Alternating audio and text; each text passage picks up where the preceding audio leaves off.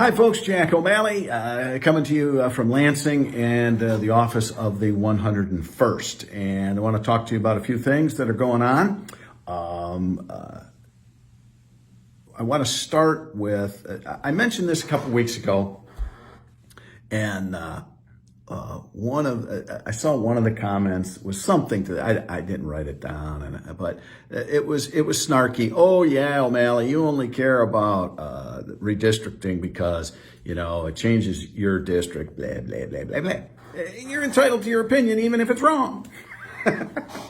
Point is, I have absolutely no say as a state representative in how this redistricting works. Zero. But you do have a say. So for those of you who are going, what are you talking about, Jack? Because redistricting only happens once every 10 years. And according to the United States Constitution, the House of Representatives' job was to redistrict after every 10-year census, And because people move and shift, so do you change. And it will affect your congressional districts, your state Senate, and your state representative districts because of reapportionment. So historically in Michigan, as every other state, it's been handled by the state legislature. Now, whatever party is in power when that time comes around, that 10-year, gets to be in charge. And that's where the term gerrymandering came from.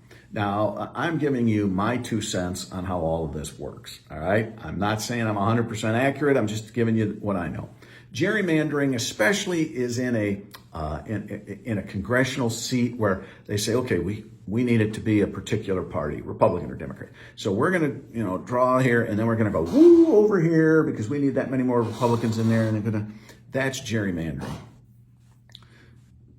The people of Michigan voted in a voters, not politicians, ballot proposal a year ago that said, we're going to have an independent citizens committee.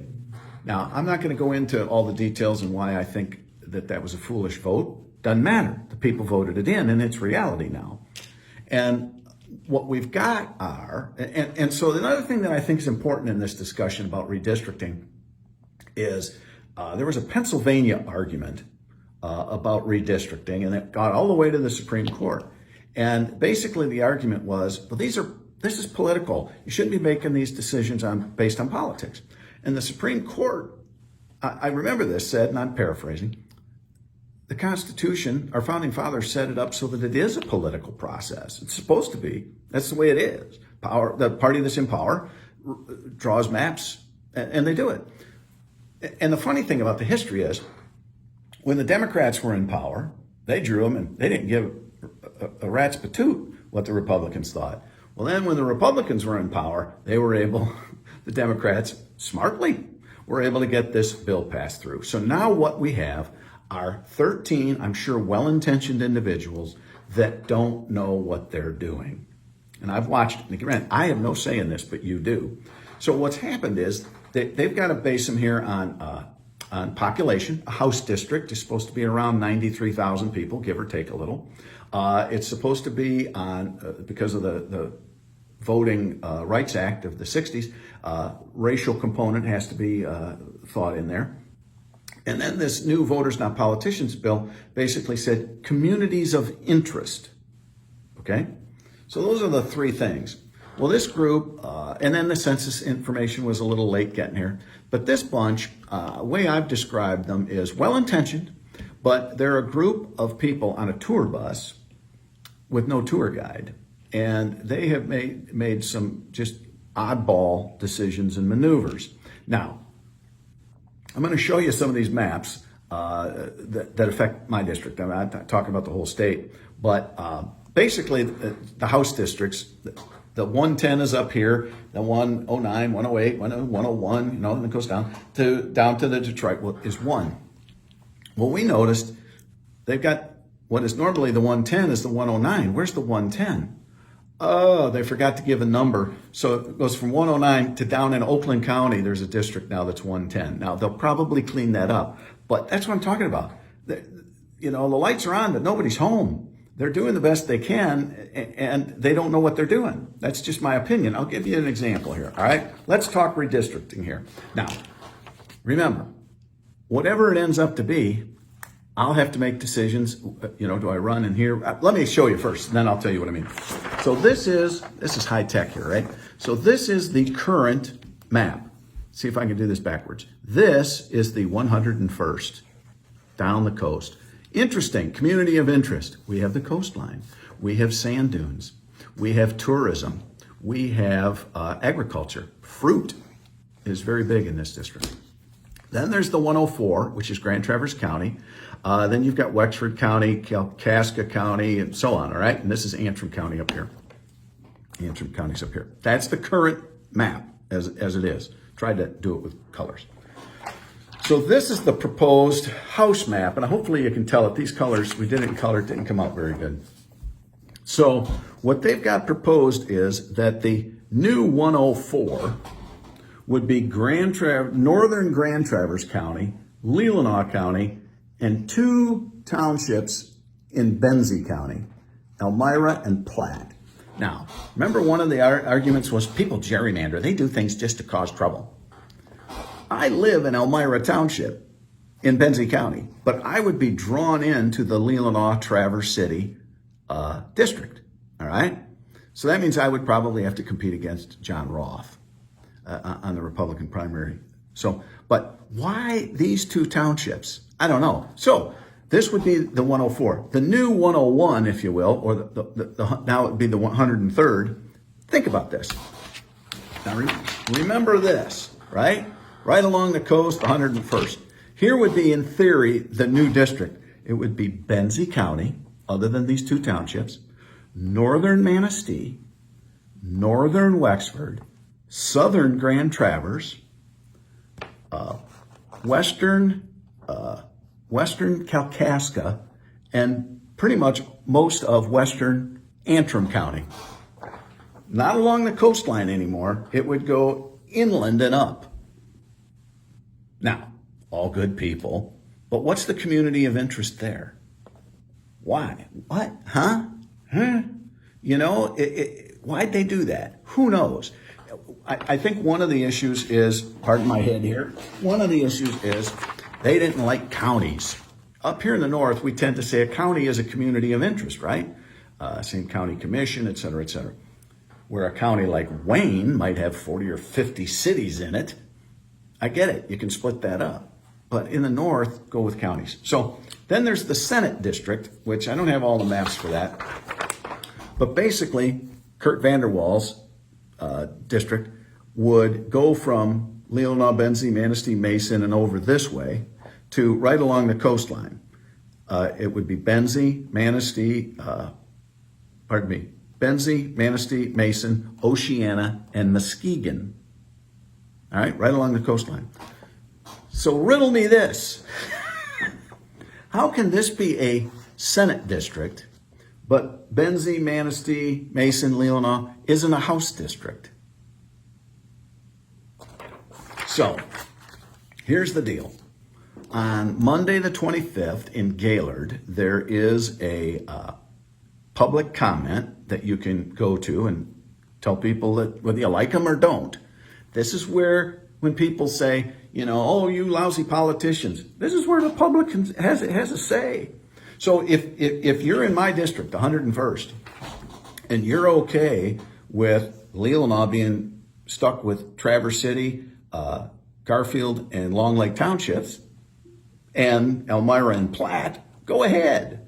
But remember the numbers, 93,000? Grand Traverse County by itself has 95,000 people in it. It could continue to be a district all by itself. But for some reason, I think in their effort to, well, we've got to be fair, we got to draw lines. These people are out of control, my opinion. Well-intentioned, but dumber than a box of rocks, my opinion. So if you think that this is great, or you want to suggest changes, if you think that if you live in Benzie County and you should have the same representation as the guy who's going to be also talking to most of Antrim County, then tell him you love it. But if you got to scratch your head and say, what the heck are you doing? This is your opportunity. So October 25th in Gaylord, you can do that. You can also go online to michigan.gov/MICRC and put in your public comment. All right? And it's also got all the dates and location for that October 25th situation. This is the public comment time. And then I think most of this is going to end up in the courts. The other interesting part of this was this same redistricting committee. So if you think, oh, Jack, you're just a complainer, you're no good bum, read the news from yesterday. The representatives and senators from this Detroit area are screaming because there are no minority districts. They busted that all up too. That's what I'm saying. I think this is an independent committee in the sense that they're independently screwing everything up.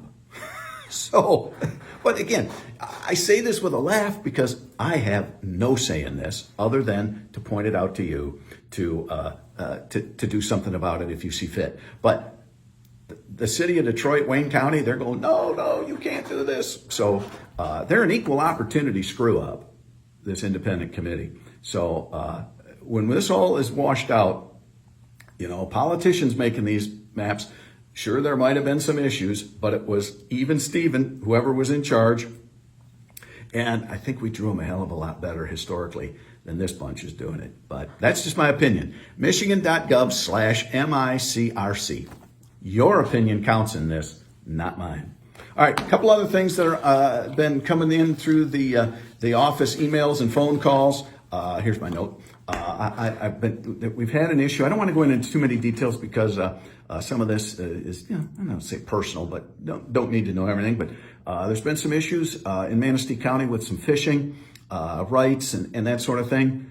Got the DNR, got Sheriff Gutowski involved. And I appreciate those constituents reaching out. We're working on it. Also chatted with a person from the Benzie area that wants to start a child care center and was just, how do we do it? Where do we go? What do we do? So I had nice conversations with her. Also another one that's been coming through the office that Cam said, hey, you need to talk about is House Bill 4003.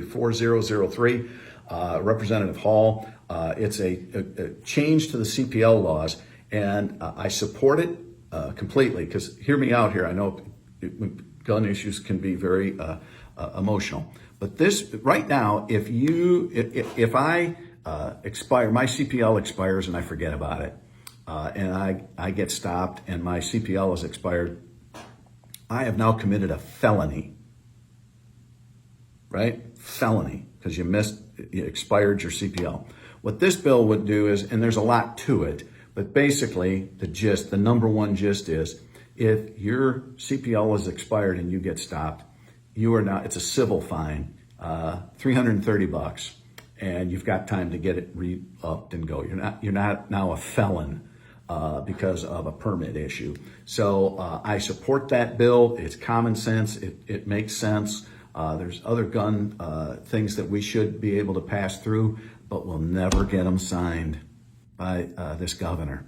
So I am all for the Second Amendment and gun rights, but again, ain't never going to get them signed. So, until we have that change in leadership. So that's just my opinion, right? I think that's one thing I've done here over the last 3 years. You know how I stand on things. So, go back and if you're really bored, watch a few of these from a month or two ago and you'll be up to date on stuff. So that's what I got. Know that if you are a constituent, because each area's got a representative and a senator, right? If you're a constituent of the 101st and you have an issue, call the office, email the office. We are responsive. If we miss it, somebody's here and goes, you missed a phone call. I never got. There's 3 of us in the office, 3 of us. And we answer calls. We may miss one, and I apologize if we do. But I think our record is very good of helping people with unemployment issues and flooding issues and fishing issues and all sorts of things. So if you have an issue and you are resident of the 101st, as it stands right now, Leelanau, Benzie, Manistee, and Mason, call the office. If you have an issue in your district, call your representative or your senator, and they'll help you out. All right? So that's what I got for you. I've gone a little long, but I think this redistricting thing, it's on the radar, people. You need to think about it. You need to look at it.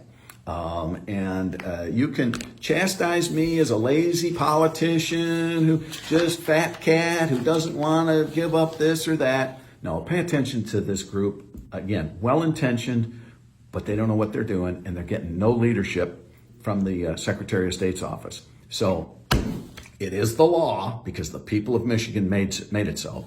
So that's where we're at. All right. It's michigan.gov/MICRC. Till next week. Take care.